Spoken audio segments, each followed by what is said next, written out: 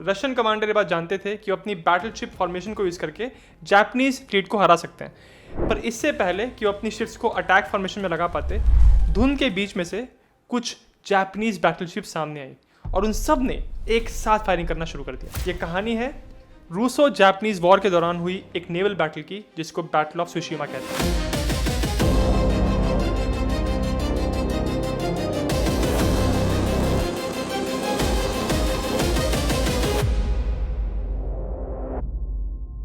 कहानी शुरू होती है साल 1904 से। उस समय रशियन एम्पायर और जापान के बीच में काफ़ी टेंशन चल रही थी और कारण वही था जिसकी वजह से आज मेजर सुपर पावर्स के बीच में लड़ाई होती है। डोमिनेंस, वर्चस्व, रुतबा या इन्फ्लुएंस, ये दोनों एम्पायर चाहते थे कि उनका रुतबा, उनका इन्फ्लुएंस अपने आसपास के एरिया में बढ़े।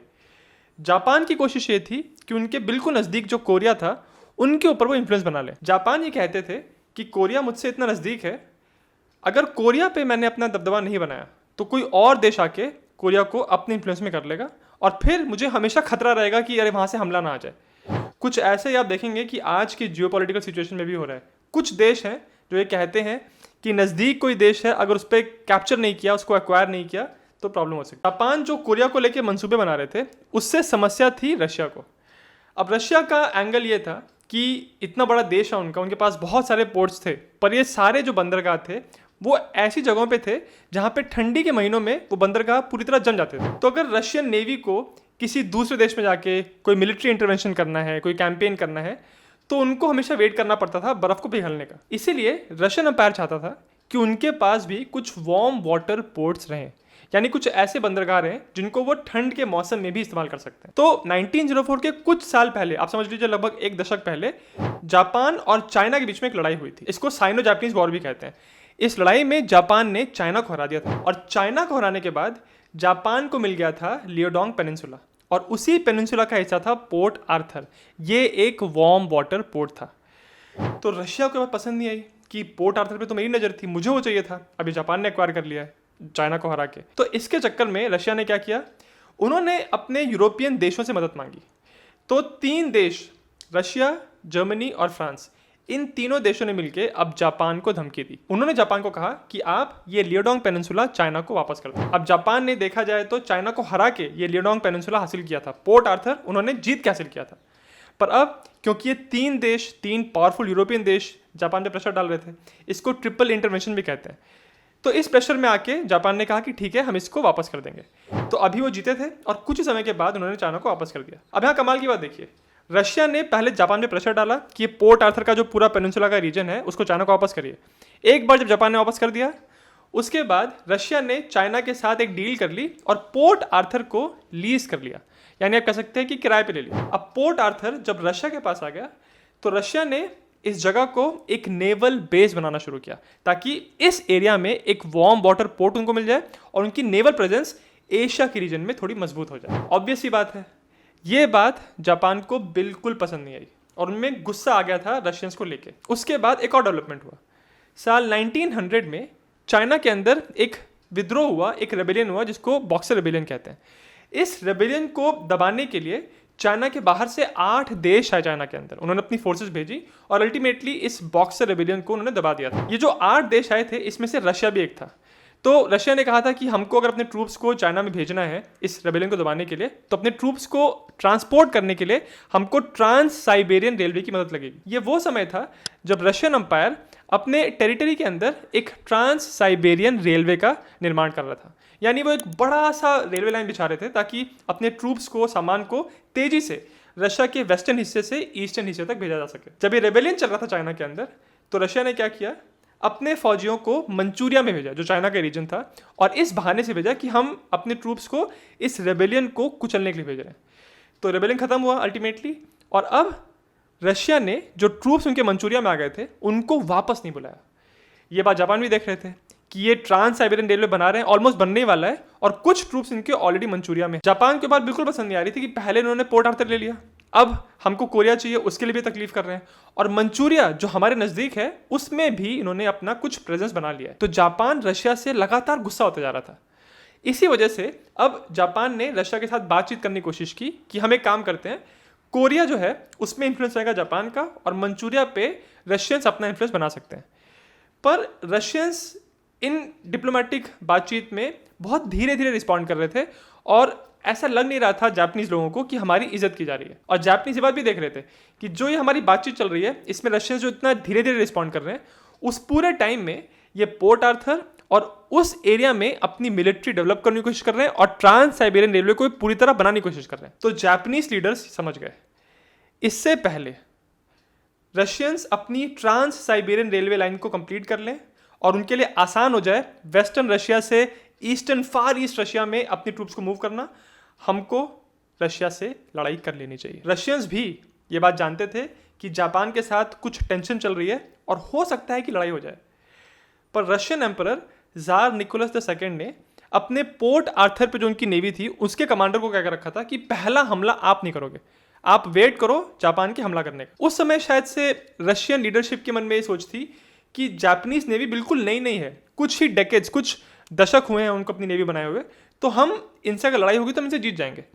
तो वो जापानीज थ्रेट को लेके शायद से उतना सीरियस नहीं। 4 फरवरी 1904 को कुछ Japanese torpedo boats port Arthur पे आई और वहाँ पे जो रशियन शिप्स खड़ी हुई थी उन पे हमला कर दिया। और इसके बाद 6 दिन के बाद 10 फरवरी को जापान ने रशिया के ऊपर वॉर डिक्लेयर किया। तो हमला उन्होंने पहले किया पर डिक्लेरेशन ऑफ वॉर ऑलमोस्ट एक हफ्ते बाद किया। अब रशियंस के सामने चैलेंज क्या था ये देखिए। पोर्ट आर्थर में उनकी एक नेवी थी, उसके अलावा इस पूरे रीजन में जो थोड़ी बहुत नेवल प्रेजेंस उनकी थी वो थी व्लादिवोस्टोक में, और पोर्ट आर्थर व्लादिवोस्टोक में काफ़ी डिस्टेंस है। तो रशियंस कमांडर इससे पहले वो सोचते कि कैसे रिस्पॉन्ड करना है।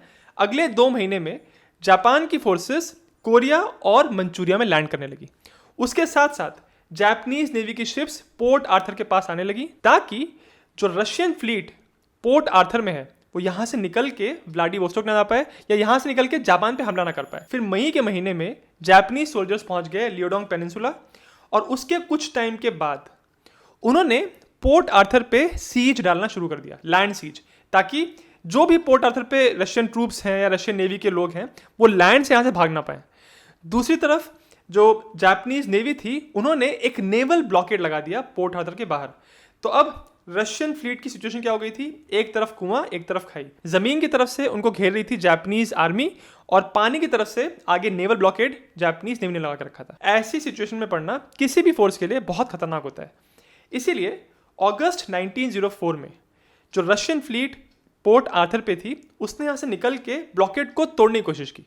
तो रशियन फ्लीट और जापानीज फ्लीट में यहाँ पे जो लड़ाई हुई उसको बैटल ऑफ येलो सी कहते हैं।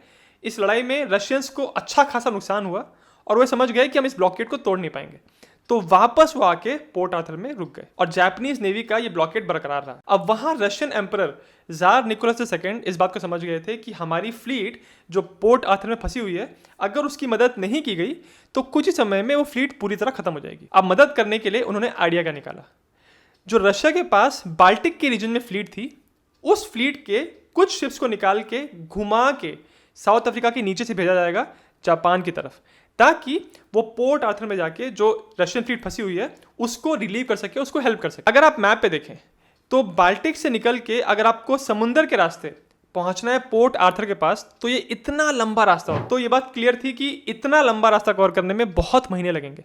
तो उनके सामने 2 रास्ते थे। एक रास्ता था कि पूरा नीचे से घूम के केप ऑफ गुड होप यानी साउथ अफ्रीका के नीचे से होते हुए वहां पहुंचा जाए। दूसरा रास्ता था बीच में शॉर्टकट लेके सुएज कैनल से होते हुए पोर्ट आर्थर की तरफ पहुंचा जाए। अल्टीमेटली फैसला हो गया और बाल्टिक फ्लीट से कुछ रशियन शिप्स अलग हुई। ये शिप्स जो अलग हुई थी इनके ग्रुप को कहा जा रहा था सेकेंड पैसिफिक स्क्वाड्रन, और ये स्क्वाड्रन निकल के नवंबर 1904 में टैंजियर्स में पहुंचा। यहां पहुंच के ये स्क्वाड्रन 2 हिस्सों में डिवाइड हो गया। कुछ शिप्स सुएज कैनल से जाने वाली थी और बाकी बची शिप्स जिसमें जो बैटल शिप्स थी बड़ी बड़ी वो साउथ अफ्रीका के नीचे से घूमते हुए आगे जापान की तरफ जाने वाली थी। इस फ्लीट को 2 हिस्सों में डिवाइड क्यों किया गया इसके बारे में मैं आपको वीडियो के एंड में बताऊंगा। कुछ पॉलिटिकल और कुछ टेक्निकल रीजंस हैं यहाँ पे। बहरहाल जब ये शिप्स 2 हिस्सों में डिवाइड होकर आगे बढ़ रही थी तो जनवरी 1905 के महीने में इनको एक तगड़ा झटका लगा। इनके पास खबर आई कि पोर्ट आर्थर में जो रशियन फ्लीट फंसी हुई थी लैंड की तरफ से जापानीज आर्मी से और पानी की तरफ से जापानीज नेवी से, उस फ्लीट ने सरेंडर कर दिया है। तो जिस ऑब्जेक्टिव को लेके कि इतनी बड़ी रशियन फ्लीट इतना लंबा रास्ता तय करके आ रही थी वो ऑब्जेक्टिव ही अब खत्म हो गया। तो अब रशियन कमांडर्स ने ये डिसाइड किया कि वो पोर्ट आर्थर नहीं जाएंगे, अब वो सीधे जाएंगे व्लादिवोस्टोक में और वहां जाके फिर जापान के साथ टक्कर लेंगे। जो रशियन फ्लीट दो भागों में डिवाइड हुई थी, दिसंबर के महीने में वो मेडागास्कर में वापस लिंकअप किया उन्होंने और वो आगे बढ़ने लगे। ऑलमोस्ट 6 महीने सेल करने के बाद साल 1905 में ये पहुंचे फ्रेंच इंडो चाइना में, जिसको आज हम वियतनाम कहते हैं। और वहां पहुंच के रशियन कमांडर ने देखा कि अगर व्लादिवोस्टोक पहुंचना है तो सबसे छोटा और सेफेस्ट रास्ता होगा कोरिया के स्ट्रेट से गुजरना, सुशिमा के स्ट्रेट से गुजरना। अगर आप मैप देखें तो कोरिया और जापान के बीच में जो बड़ा सा स्ट्रेट है उसको कोरियन स्ट्रेट कहते हैं, और उस स्ट्रेट का एक हिस्सा है जिसको सुशिमा स्ट्रेट कहते हैं। ये स्ट्रेट जापान के ज़्यादा नज़दीक है। तो अब रशियन फ्लीट ने कोरियन स्ट्रेट की तरफ बढ़ना शुरू किया। जापानीज कमांडर्स भी ये बात जानते थे कि रशियंस अप्रोच कर रहे हैं, वो आने वाले हैं, पर एग्जैक्टली कब पहुंचेंगे ये उनको पता नहीं था। अब सिचुएशन सेट हो गई थी एक मेजर नेवल बैटल की। यहाँ पे हम कंपेयर करते हैं रशियन और जापानीज फ्लीट को। रशिया के पास जो पूरी फ्लीट यहाँ पे आ रही थी, इसमें 4 बड़ी बैटलशिप्स थी जिनकी फायर पावर बहुत ज़बरदस्त थी। ये चारों बैटलशिप्स मॉडर्न बैटलशिप्स थी, बोरोडिनो क्लास की। इसके अलावा रशियंस के पास थे 12 क्रूजर्स और इस पूरी फ्लीट की टोटल स्पीड मिला के 9 से लेके 14 नॉट्स के बीच में थी। रशियन फ्लीट के कमांडर थे जिनोवी रोजेस्ट्वेंस्की। जापानीज फ्लीट अगर आप देखें तो इसमें इनके पास बस 4 बैटलशिप थी, पर ये मॉडर्न बैटलशिप थी जिन्होंने ब्रिटेन से ली थी। उसके साथ इनके पास 29 क्रूजर्स थे और बहुत सारी टॉर्पीडो बोट्स थी। रशियन फ्लीट के कंपैरिजन में जापानीज शिप्स का फायर पावर उतना तगड़ा नहीं था, पर इनके पास 3 बड़े एडवांटेज थे। पहली चीज, इनके पास एक स्पेशल तरह के शेल थे जिनको शिमोसे कहते थे। ये शेल जब शिप पे आके लगता था तो कांटेक्ट होने पे बर्स्ट करता था और उससे एक लिक्विड फायर निकलता था। तो इस शेल को अगर आपने फायर किया, एनिमी को जाके लगा, तो उसकी शिप पे बहुत तेजी से आग लगती थी। ये एक बहुत बड़ा एडवांटेज था जो रशियंस के पास। इसके ऑपोजिट में अगर आप रशियंस के शेल्स देखें तो उनके शेल्स आर्मर पियर्सिंग थे, बड़े बड़े शेल्स थे, और जब एनिमी की शिप पे आके लगते थे तो उनके आर्मर को तोड़ते थे या बहुत डैमेज करते थे। दूसरी चीज थी जापानीज शिप्स की स्पीड। जहां 9 से 14 नॉट की स्पीड रशियंस की थी, जापानीज के पास 16 नॉट की स्पीड थी। तो अंतर देखें तो बहुत बड़ा नहीं है, पर इतना छोटा सा अंतर जब आप बहुत सारी शिप्स पे अप्लाई करते हैं तो बहुत डिसाइसिव हो जाता है वॉर के समय। इस स्पीड की वजह से वो रशियन शिप्स के कंपैरिजन में थोड़ा तेज मूव कर पाते थे और यही एडवांटेज आगे बहुत बड़ा साबित होता है। और तीसरा आई वुड से सबसे इंपॉर्टेंट एडवांटेज ये था कि ब्रिटिश शिप्स जो जापान के पास थी उनमें नए मॉडर्न रेंज फाइंडर्स लगे थे। रेंज फाइंडर एक तरह का डिवाइस होता है जिसको यूज करके आप ये पता लगाते हैं कि आपकी शिप से लेके जहां पे आपको हिट करना है, आपकी तोपों को जहां फायर करना है, उसमें डिस्टेंस कितना है। उसी हिसाब से रेंज फाइंडर को यूज करके आप अपनी तोपों के जो उनकी नलियां होती हैं उनको ऊपर या नीचे करते हैं। क्योंकि आपने देखा होगा जब एक नेवल बैटल होता है तो आपकी शिप को अगर बहुत दूर फायर करना है किसी दूसरी शिप पे जो कि 3-4 किलोमीटर दूर है, तो आप डायरेक्टली फायर नहीं करते हो। आपकी जो गन्स हैं उनके बैरल्स को आप स्ट्रेट नहीं रखते हो, थोड़ा सा एलिवेटेड रखते हो, ताकि जब बैरल से शेल फायर करोगे आप तो वो शेल एक पैराबोलिक ट्रेजेक्टरी फॉलो करके एनिमी के शिप पे गिरेगा। तो आपको अपने गन्स को किस एंगल पे रखना है ये पता लगाने के लिए रेंज फाइंडर का बहुत बड़ा रोल होता है। तो जो ब्रिटिश शिप्स यूज कर रहे थे जापानीज लोग, उनके पास मॉडर्न रेंज फाइंडर्स थे जिसकी वजह से वो ऑलमोस्ट 6 किलोमीटर तक एक एनिमी शिप पे टारगेट करके अटैक कर सकते थे। इनके कंपैरिजन में रशियन शिप्स के रेंज फाइंडर्स लगभग 4 किलोमीटर की रेंज देते थे। यहाँ 4 किलोमीटर, जापानीज के पास 6 किलोमीटर। हालांकि ये डिफरेंस शायद आपको देखने से ज़्यादा ना लगे, पर वॉर के दौरान ये डिफरेंस बहुत बड़ा रोल प्ले करता है। एक और एडवांटेज जो आप कह सकते हैं साइकोलॉजिकल था, जो कि जापानीज के पास था। जापानीज ट्रूप्स, उनका मोराल हाई था और वो बिल्कुल फ्रेश थे। वो अभी भी पोर्ट आर्थर जीत के आए थे और उनको कॉन्फिडेंस था कि वो रशियन से टक्कर ले सकते हैं। दूसरी तरफ रशियन फ्लीट पे जो सेलर्स थे वो ऑलमोस्ट 6-7 महीने तक सेल करके आए थे। उनकी हालत खराब हो चुकी थी, उनकी शिप्स को मेंटेनेंस की जरूरत थी। उनकी शिप्स में इतना सामान नीचे इकट्ठा हो गया था इतनी दिन की सेलिंग की वजह से कि शिप्स उतनी तेजी से मूव भी नहीं कर पा रही। 26 मई 1905 रशियन फ्लीट धीरे धीरे कोरियन स्ट्रेट में एंटर करती है और यहाँ उनको कोई भी जापानीज शिप नजर नहीं आती। तो पहले रशियन कमांडर को लगा कि अच्छा हम शायद से बच के निकल जाएंगे यहाँ से, पर फिर रात के समय एक जापानीज शिप ने देखा कि जो रशियन फ्लीट यहाँ से जा रही है उसमें एक रशियन हॉस्पिटल शिप है। उसकी लाइट्स को जापानीज शिप ने देख लिया और तुरंत अपने एडमिरल, जापानीज एडमिरल टोगो को इन्फॉर्म किया कि यहाँ पे रशियंस पहुंच चुके हैं। फिर जापानीज एडमिरल टोगो ने अपनी शिप्स को रेडी किया और अब जापानीज फ्लीट और रशियन फ्लीट ऑलमोस्ट पैरेलल आ गई और यहाँ पे आके जापानीज ने रशियंस के ऊपर फायर करना शुरू किया। पर क्योंकि जापानीज शिप्स की स्पीड थोड़ी ज़्यादा थी तो वो रशियन फ्लीट को ओवरटेक करके उनके आगे आके ऑलमोस्ट परपेंडिकुलर खड़े हो गए। ये जो मनोवर होता है जिसमें आप एक लाइन में जो शिप चल रही होती हैं उनको क्रॉस करके उनके बिल्कुल सामने हॉरिजॉन्टली आ जाते हो, इस मनोवर को कहते हैं क्रॉसिंग द टी। क्योंकि जो स्ट्रेट लाइन जा रही है एनिमी की, उसके आगे आपने एक हॉरिजॉन्टल लगा दी तो एक टी शेप का बन जाता है। नेवी में ये मनूवर करना बहुत कॉम्प्लिकेटेड होता है, बहुत मुश्किल माना जाता है, स्पेशली वॉर कंडीशंस में जब आपको लगातार फायर करना है और फायर रिसीव भी करना है। पर जापानीज एडमिरल ने ये कॉम्प्लिकेटेड मनूवर करके दिखाया, जिसको देख के रशियन क्रू और रशियन कमांडर काफ़ी हैरान हुए। अब जब ये पूरा फॉर्मेशन टी के शेप में बन गया था, सीधे लाइन में 2 कॉलम्स में रशियन शिप्स थी और सामने थी जापानीज शिप्स, तो जापानीज के पास एडवांटेज ये था कि उनकी सारी शिप्स अब ब्रॉड साइड होके, यानी अपनी सारी तोपों को एक साथ रशियन फ्लीट के ऊपर फायर कर सकती थी। अब यहाँ पे रशियंस फंस गए। रशियन कमांडर ने पहले सोचा कि वो अपनी सारी शिप्स को लाइन अब्रेस्ट फॉर्मेशन में लगाएंगे। ये एक तरह का फॉर्मेशन होता है जिसमें आपकी सारी शिप्स हॉरिजॉन्टली खड़ी हो जाती हैं। इसका फायदा यह है कि सारी शिप्स अपनी तोपों को एनिमी की तरफ करके उन पर फायर कर सकती हैं। पर रशियन कमांडर ने देखा कि जिस स्पीड से ये जापानीज शिप्स मूव कर रही हैं, उनके पास उतना टाइम ही नहीं है कि वो इस लाइन अब्रेस्ट फॉर्मेशन में आके जापानीज फायर का जवाब दे सके। तो अल्टीमेटली रशियंस एक स्ट्रेट लाइन में रहे और उन पे लगातार जापानीज फायर आ रहा था जो कि हॉरिजॉन्टल लाइन से आ रहा था। देखते ही देखते रशियंस की जो आगे 4 बैटलशिप्स थी बोरोडिनो क्लास, जिसमें से फ्लैगशिप भी थी, जिसमें एडमिरल भी थे, वो चारों शिप एक एक करके डैमेज हो गई या डूब गई। रशियन कमांडर फ्लैगशिप सुवोरोव पे थे।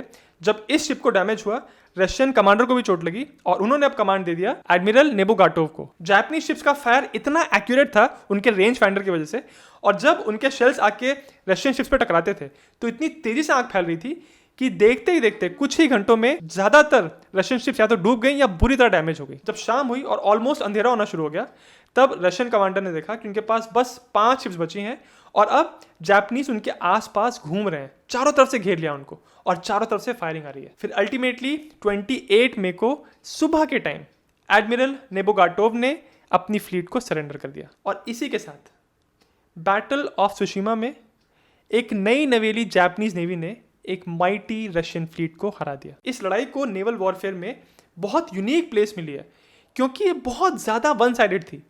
जब आप कैजुअलिटीज देखेंगे तो आपको समझ में आएगा। रशियंस के लगभग 4,380 लोग मारे गए और 5,917 कैप्चर किए गए, जिसमें उनके दोनों एडमिरल्स। रशियन फ्लीट में जितनी भी बैटलशिप्स थी या तो डुबा दी गई या कैप्चर कर ली गई। जो बाकी क्रूजर्स थे उनके पास, उसमें से भी ज्यादा डुबा दिए गए और जो बचे कुछ थे उनको कैप्चर कर लिया। इनके कंपैरिजन में आप जापानीज की कैजुअलिटीज देखिए। उनके लगभग 117 लोग मारे गए और 500 घायल हुए और सिर्फ 3 टॉर्पीडो बोट्स उनकी डुबाई गई। एक भी बड़ी शिप, एक भी बैटलशिप, एक भी क्रूजर उन्होंने नहीं गंवाई। एक तरफ रशियन फ्लीट ऑलमोस्ट पूरी तरह खत्म हो गई थी और जापानीज फ्लीट ऑलमोस्ट आप कह सकते हैं कि टच से मस भी नहीं हुई। इसीलिए इस बैटल को one of the biggest one sided battles in naval history कहा जाता है। एक बहुत इंटरेस्टिंग फन फैक्ट भी है यहाँ पे। जापान की नेवी में एक जूनियर ऑफिसर इस लड़ाई में शामिल थे। इस ऑफिसर का नाम था इशोरोकू यामामोतो। और अगर आप वर्ल्ड वॉर 2 के बारे में जानते हैं तो आपको पता होगा कि यही व्यक्ति आगे जाके जापानीज फ्लीट का एक बहुत बड़ा कमांडर बनता है और इसी व्यक्ति ने यूएस के ऊपर पर्ल हार्बर अटैक को प्लान किया था। अब बात करते हैं कि जब रशियंस पहुंच गए थे टैंजियर्स में तो उन्होंने अपनी फ्लीट को 2 हिस्सों में डिवाइड क्यों किया? इसका रीजन कुछ पॉलिटिकल है, कुछ टेक्निकल। पॉलिटिकल रीजन ये है कि ये उस समय की बात है जब जापान और ब्रिटेन के बीच में एक अच्छे रिलेशंस थे। आप कह सकते हैं कि वो लोग एलाइज थे। जापान ने काफ़ी शिप्स ब्रिटेन से खरीदी थी, उनकी एक्सपर्टीज ली थी और इन्हीं बैटल शिप्स ने जाके इस लड़ाई में जापान की कितनी मदद की। दूसरी तरफ जो सुएज कैनल का हिस्सा था, उसके आसपास जितनी भी टेरिटरीज थी वो इनडायरेक्टली या डायरेक्टली ब्रिटेन के कंट्रोल में थी। और प्रॉब्लम ये थी कि ब्रिटेन और रशिया कुछ खास अच्छे टर्म्स पे थे नहीं। तो देखा जाए तो ब्रिटेन ने रशिया को सुएज कैनल को यूज करने से मना नहीं किया, पर उन्होंने इनडायरेक्टली रशिया के सामने बहुत प्रॉब्लम्स खड़ी की। पहली चीज उन्होंने ये कही कि अगर आपको सुएज कैनल को यूज करना है तो उस एरिया में जितने भी पोर्ट्स पड़ते हैं जो इनडायरेक्टली ब्रिटेन के कंट्रोल में हैं, उन पोर्ट से आप कोल नहीं खरीद सकते। यानी जहाज को चलाने के लिए जो फ्यूल, जो कोल चाहिए होता है, आपको सारा अपनी शिप्स में लेके ही आना पड़ेगा। ये जनरली अच्छी बात नहीं होती कि अगर आपको इतना लंबा सफर तय करना है तो सारा फ्यूल आप शिप पे लेके चले। आपकी कोशिश ये होती है कि आप नॉर्मल लाइट रह के चलो और रास्ते में रिफ्यूलिंग करते रहो। पर इस चीज को ब्रिटेन लोगों ने ऑलमोस्ट इम्पॉसिबल बना दिया था। दूसरी प्रॉब्लम एक और थी। अक्टूबर 1904 में रशियंस और ब्रिटेन के बीच में एक अनोखी समस्या खड़ी हो गई थी। हुआ यह था कि कुछ रशियन शिप्स ने नॉर्थ सी में कुछ फिशिंग वेसल्स को देखा और उनको लगा कि ये टॉर्पीडो बोट्स हैं, और रशियंस ने उन वेसल्स के ऊपर फायर कर दिया। पर बाद में पता चला कि जिन वेसल्स पे रशियंस ने फायर किया था वो वेसल्स ब्रिटेन की थी और वो फिशिंग वेसल्स थी, मछुआरे थे वो लोग। तो इस वजह से रशिया और ब्रिटेन में काफ़ी टेंशन खड़ी हो गई थी। इस इंसिडेंट को डॉगर बैंक इंसिडेंट कहते हैं, और कुछ लोग ऐसा मानते हैं कि इतनी टेंशन बढ़ गई थी इसकी वजह से कि रशिया और ब्रिटेन में एक अलग लड़ाई शुरू होने वाली थी। पर अल्टीमेटली इसमें सुलह हुई और रशियंस ने मुआवजा पे किया था। पर इस एक डॉगर बैंक के इंसिडेंट की वजह से ब्रिटेन की जनता में रशियंस के लिए और नफरत पैदा हो गई, जिसकी वजह से सुएज कैनल का जो एक्सेस है रशियंस को उतनी आसानी से नहीं मिला। पर फिर भी कुछ रशियन शिप्स थी जो सुएज कैनल के थ्रू गई थी। ऐसा क्यों हुआ? इसका रीजन है टेक्निकल। तो जो पूरी फ्लीट रशिया की चली थी बाल्टिक से, उसमें से कुछ शिप्स ऐसी थी जो थोड़ी पुरानी थी और जिनका ड्राफ्ट बहुत ज़्यादा नहीं था। ड्राफ्ट शिप का वो हिस्सा होता है जो पानी के नीचे रहता है। तो अगर आपकी शिप बहुत बड़ी है, बहुत हैवी है, तो उसका ड्राफ्ट बहुत ज़्यादा रहेगा। तो जो रशियन कमांडर इस फ्लीट के कमांडर थे, उनको ये डर था कि अगर वो सारी शिप्स को इसी सुएज कैनल से निकालेंगे तो कुछ शिप्स शायद से फंस जाएं, जिनका ड्राफ्ट ज़्यादा है वो इस कैनल से निकल ना पाए, और ये भी हो सकता है कि हमारी शिप्स एक के बाद एक लाइन में वहाँ फंस जाएंगी और सिटिंग डक्स बन जाएंगी, और फिर अगर जापान ने या जापान के किसी एलाय ने हम पे हमला कर दिया तो समस्या खड़ी हो जाएगी। तो कमांडर का फैसला ये था कि हम कुछ शिप्स जिनका ड्राफ्ट कम है, जो पुरानी है, उनको हम सुएज कैनल से निकालेंगे, पर जो हमारी मेन बैटल शिप्स हैं उनको हम लंबे रास्ते से साउथ अफ्रीका के नीचे से घुमा के फिर सुशिमा स्टेट की तरफ लेके जाएंगे। इसी की वजह से जो बाल्टिक फ्लीट निकली थी रशिया की, वो मोरक्को के पास पहुंच के दो हिस्सों में डिवाइड हो गई। एक हिस्सा गया सुएज कैनल की तरफ से और एक हिस्सा साउथ अफ्रीका के नीचे से। बैटल ऑफ सुशिमा को वन साइडेड विक्ट्री होने के साथ साथ जापान के लिए एक बहुत डिसाइसिव विक्ट्री भी कहा जाता है, क्योंकि इस जीत के बाद जापान ने ये प्रूव कर दिया दुनिया को कि वो रशिया जैसे बड़े यूरोपियन, इनफैक्ट वर्ल्ड पावर को हरा सकते हैं। और इसी के बाद रशिया का जो साउथ एशिया की तरफ इन्फ्लुएंस था वो काफी कम हो गया, क्योंकि उनकी फ्लीट का एक बहुत बड़ा हिस्सा उन्होंने यहाँ पे गवा दिया था। वॉरफेयर की हिस्ट्री में ऐसे कुछ और बैटल्स हैं जो बहुत डिसाइसिव थे। एक एग्जांपल है बैटल ऑफ यटलिन, जो फर्स्ट वर्ल्ड वॉर का टाइम हुआ था। इसमें ब्रिटिश नेवी ने जर्मन नेवी को इतना डैमेज किया था कि इसके बाद, इस बैटल के बाद, जर्मन नेवी कोई खास रोल प्ले नहीं कर पाई फर्स्ट वर्ल्ड वॉर में। सेकेंड वर्ल्ड वॉर में आप कह सकते हैं ईस्टर्न फ्रंट पे जो बैटल ऑफ कर्स्क हुआ था उसको आप डिसाइसिव बैटल कह सकते हैं, क्योंकि इस बैटल के बाद जर्मन्स की ऑफेंसिव कैपेबिलिटी ईस्टर्न फ्रंट पे पूरी तरह खत्म हो गई। अगर आपको किसी ऐसे डिसाइसिव बैटल के बारे में पता है तो मुझे कमेंट्स में बताइएगा। अगर आप मेरे चैनल के मेंबर बनते हैं तो आपको कुछ ऐसे एक्सक्लूसिव वीडियोस का एक्सेस मिलता है जिसमें मैं किसी पॉलिटिकल चीज़ के बारे में या किसी हिस्टोरिकल इवेंट के बारे में अपनी ओपिनियन देता हूँ। और अगर आपको वीडियो अच्छा लगा तो मेरे चैनल जिज्ञासियम को सब्सक्राइब जरूर करें।